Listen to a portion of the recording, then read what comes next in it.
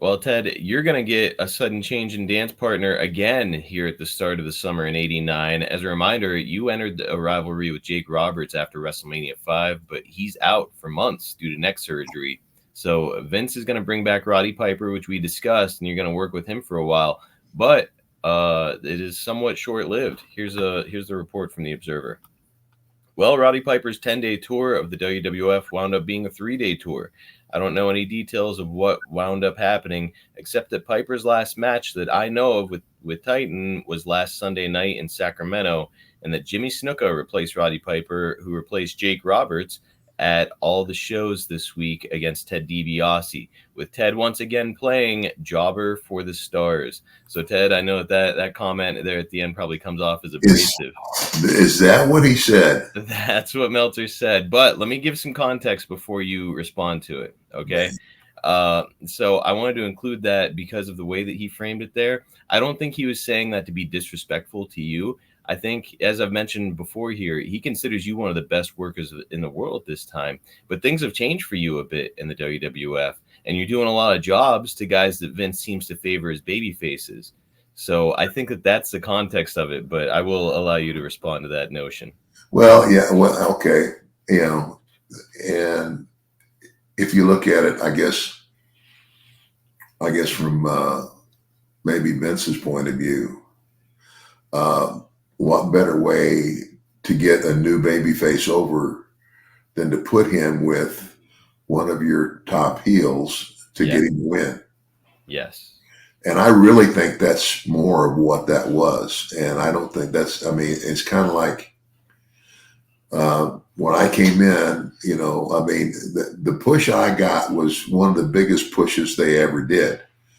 I mean, the $1 Million Man stuff, it went on and it went on and it went on, but then, you can't stay on the top river, especially if you're a heel.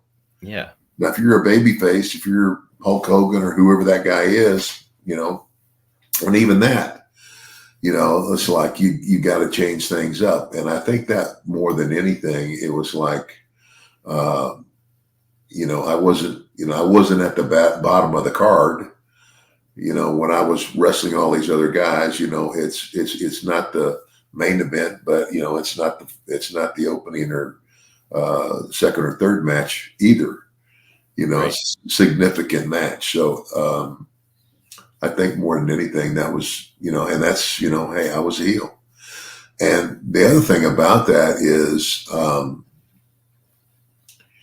as long as I have the ability to make the people hate me, I don't care if I'm on the first or second match, as long as I can be that heel and get those people where I want them, I'm happy.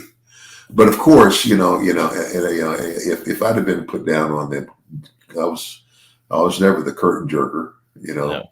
The first match, second match, I was never put in a position like that, and I wouldn't. That's when I would have gone to Vince and go, "What are you doing?"